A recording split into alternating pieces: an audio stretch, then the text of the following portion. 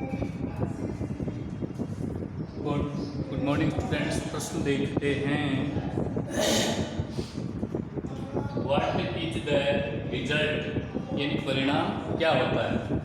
Of यानी का, rest and renew, आराम करो और तरोताजा हो जाओ। ये जो क्रिया है, आराम करो और तरोताजा हो जाओ, ये जो क्रिया है, इस क्रिया का हमारे शरीर में क्या परिणाम होता है।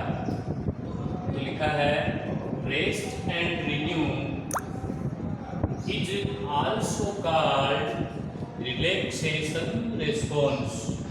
रिलैक्सेशन रेस्पॉन्स का मतलब है आराम करने का की प्रतिक्रिया, विश्राम करने की प्रतिक्रिया।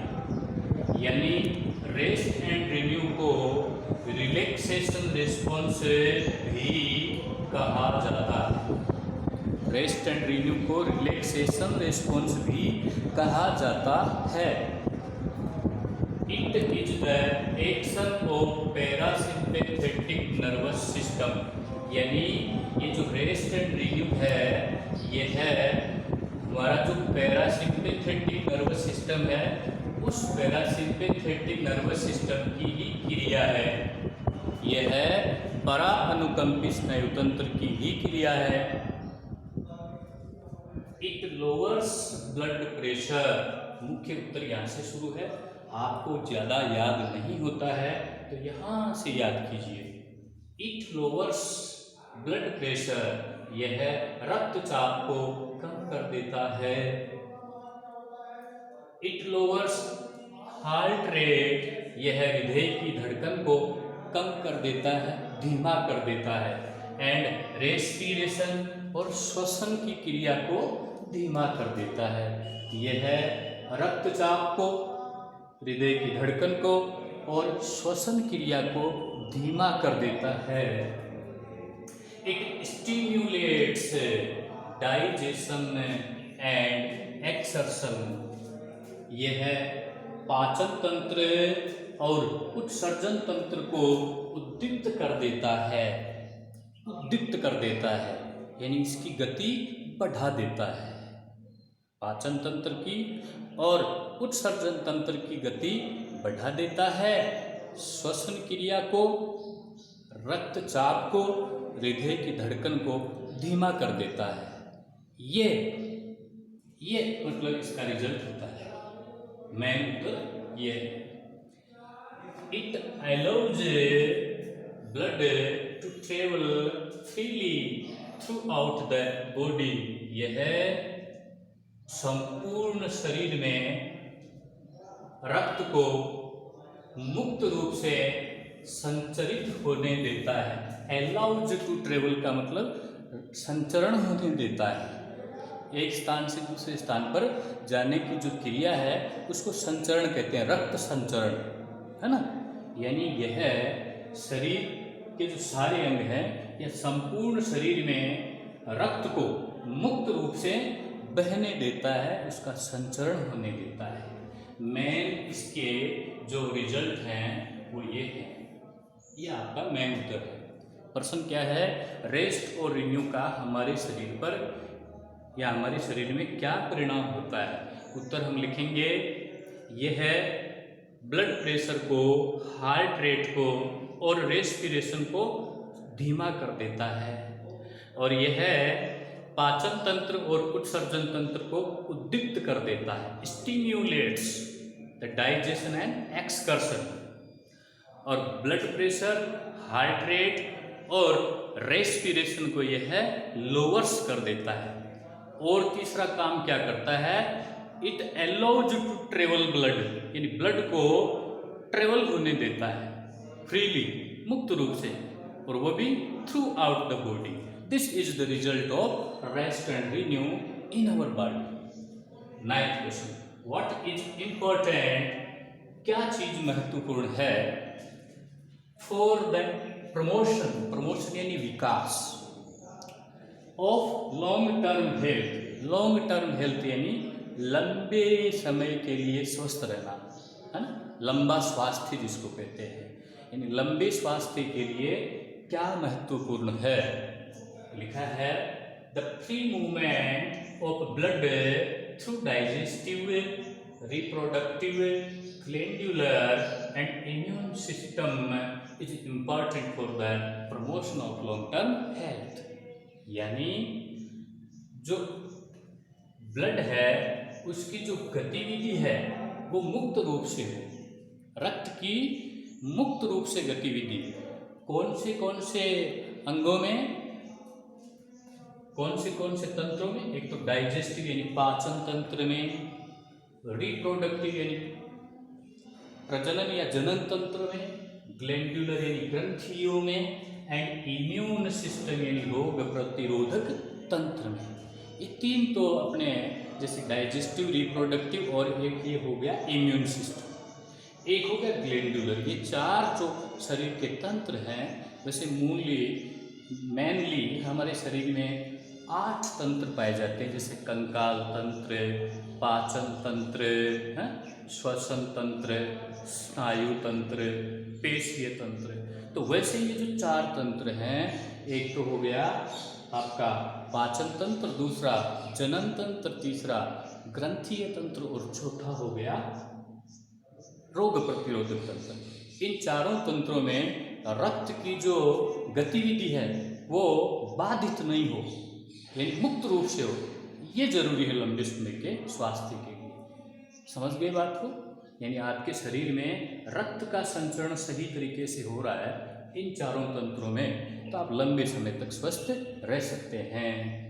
तो उत्तर ऐसे लिखेंगे the free movement of blood, यानी ब्लड का फ्री मूवमेंट, और थ्रू यानी में से, किस में से होना चाहिए, digestive, reproductive, glandular and immune system is important for the promotion of long term health. फिर और है these systems play an important role in the improvement and fitness of the body।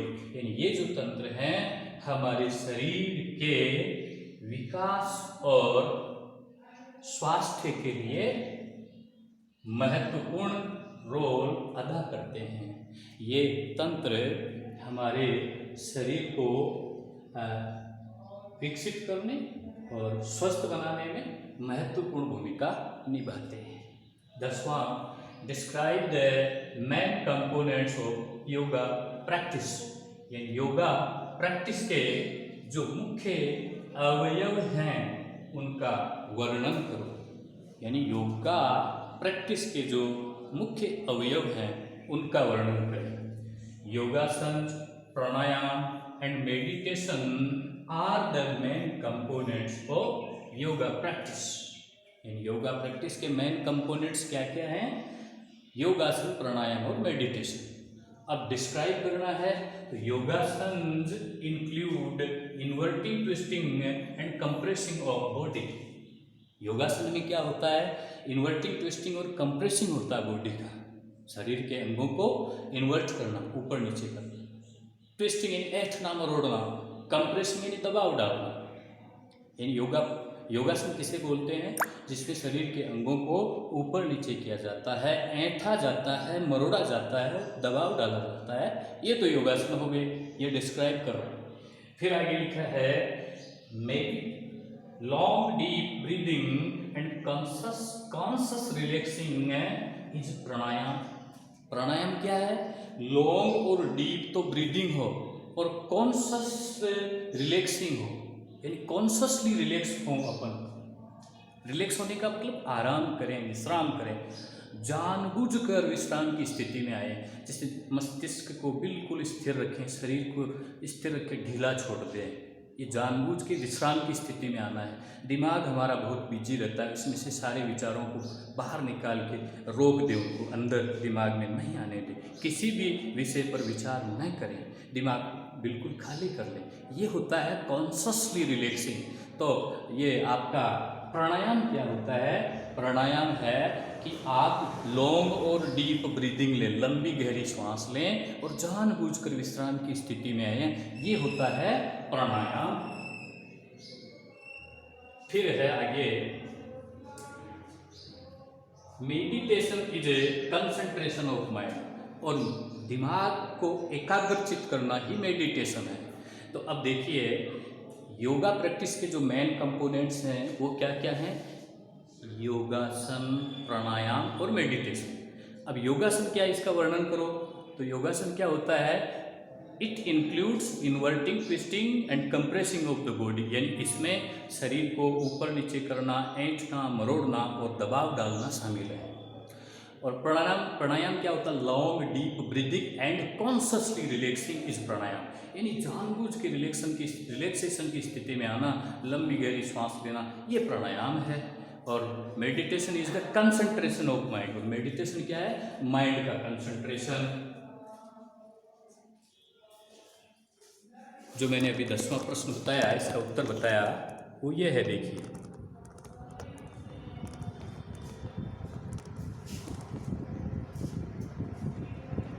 इसमें लिखा है मेन कंपोनेंट्स में बताया yogasana, pranayama and meditation are the main components of yoga practice, यानी yoga practice के मुख्य अवयव हैं योगासन, प्राणायाम और मेडिटेशन। अब योगासन क्या है? योगासन includes inverting, twisting and compressing of body, यानी इसमें शरीर को ऊपर नीचे करना, ऐंठना, मरोड़ना और दबाव डालना शामिल है। Long deep breathing and conscious relaxing is pranayama, यानी लंबी गहरी सांस और जानबूझ के विश्राम करना प्राणायाम होता है। Meditation is concentration of mind, और मस्तिष्क को एकाग्रचित करना, दिमाग को एकाग्रचित करना ही मेडिटेशन है। 11वां प्रश्न, what does the practice of yoga encourage? Encourage यानी प्रोत्साहित करना, यानी योग का अभ्यास किस चीज़ को प्रोत्साहित करता है? तो practice of yoga encourages a person to lead a healthier life style. Healthier life style का मतलब होता है अधिक स्वास्थ्यकर जीवन शैली, यानी स्वस्थ जीवन शैली या स्वास्थ्यकर जीवन शैली। टू लीड यानी जीने के लिए, एनकरेजेज यानी प्रोत्साहित करता है ए पर्सन यानी एक व्यक्ति को। योग का अभ्यास एक व्यक्ति को स्वास्थ्यकर जीवन शैली जीने के लिए प्रोत्साहित करता है।